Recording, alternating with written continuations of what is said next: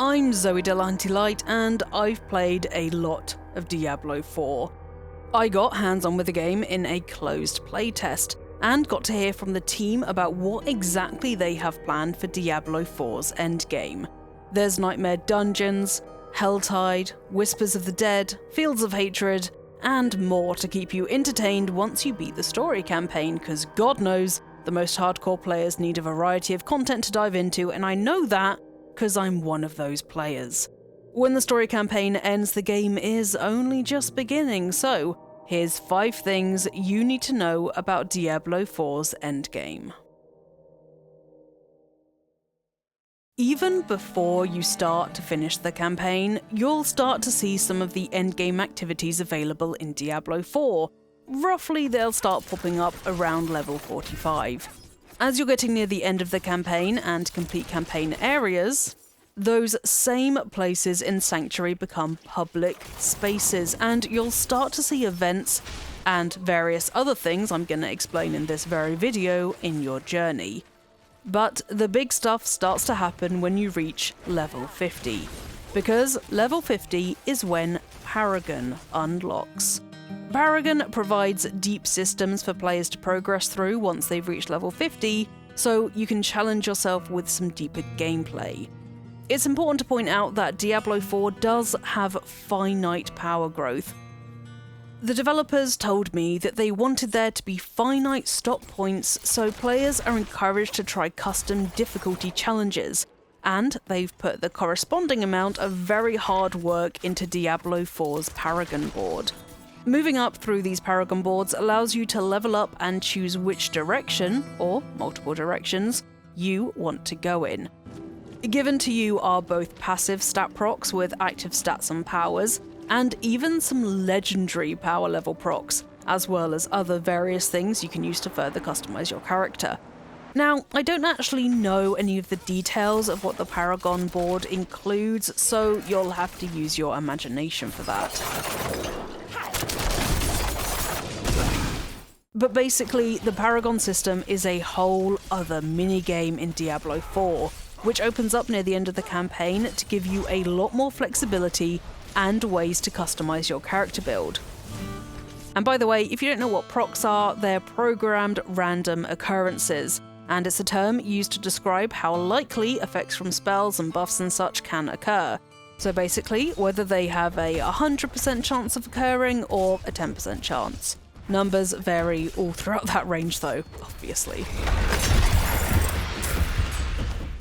Whispers of the Dead sounds absolutely sick. It refers to a tree, but no ordinary tree. A tree with many heads hanging from it. All of these heads talk, naturally, and have a variety of tasks and errands and quests they would like you to do. After you visit the tree and check your map, you'll see loads of areas where there are tasks that you could do that would serve the interests of the tree. Complete those tasks and the tree and all of its heads will reward you handsomely. The mental image of a tree swinging with decapitated heads does lend itself to Diablo 4's grimmer fantasy tone, and I cannot wait to see it. So, the Codex of Power is how you can get your desired character build and customize it to be exactly the way you want. Guaranteed. That's actually the word that the devs used to describe it, so I have high hopes.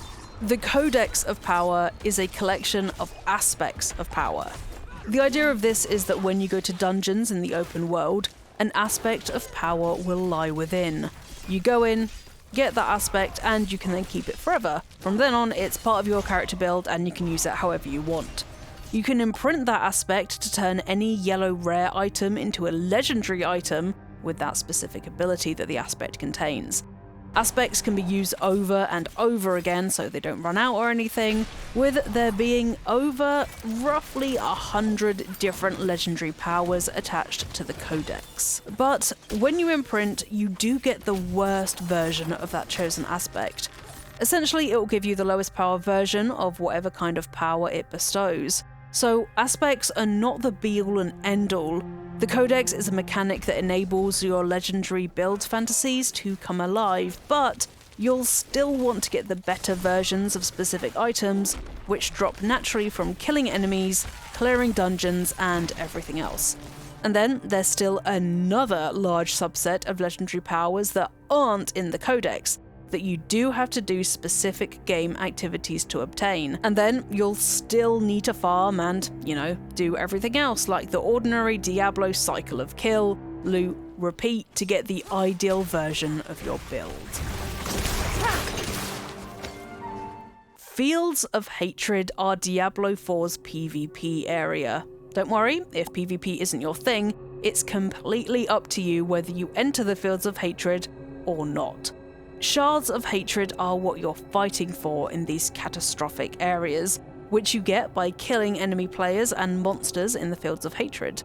The more Shards of Hatred you have, the more you're imbued with something called the Curse of Mephisto. If you get saturated with the Curse of Mephisto enough and reach the very brink of it, you turn into a Vessel of Hatred, and everyone around you will know exactly where you are on the map. Hunt down and kill a Vessel of Hatred and you'll get a bonus. But if you're a Vessel of Hatred, you also get a huge bonus for surviving until the end of the event. If you want to focus on killing monsters instead of people and avoid the whole Shards of Hatred thing, then that's also fine. In return for killing monsters, you'll get Seeds of Hatred. These seeds can be smashed into red dust, which is then used as a currency to purchase PvP cosmetics and mount ornaments. Fall to someone else in the Fields of Hatred, whether that's monster or player, and you'll drop your Seeds of Hatred, but you won't drop any red dust. Sanctuary isn't a safe place at the best of times, and you've arrived at the worst of times. Helltides are there to remind you of that, but provide some silver linings in the process. Helltides denote a section of Diablo 4's online world which have been invaded and overcome by an onslaught of horrific demons. Go there and slay said demons to get magnificent rewards and basically challenge yourself. Helltides are region-wide events that are available to all players in World Tier 3, otherwise known as Nightmare difficulty. So you can basically choose whether you want to encounter Helltides or not, or just play through Diablo 4 on the lower difficulties before treating yourself, in a weird sadistic way, to Nightmare difficulty. Demons found within Helltides are much more difficult to kill than usual.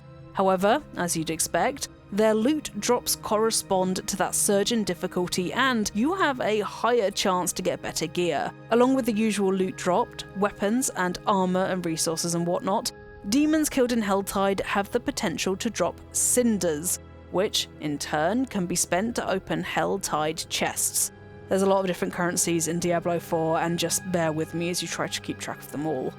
You'll have seen this coming, but in case this isn't obvious, Helltide chests have special items for a specific item slot, like helmet, torso, whatever.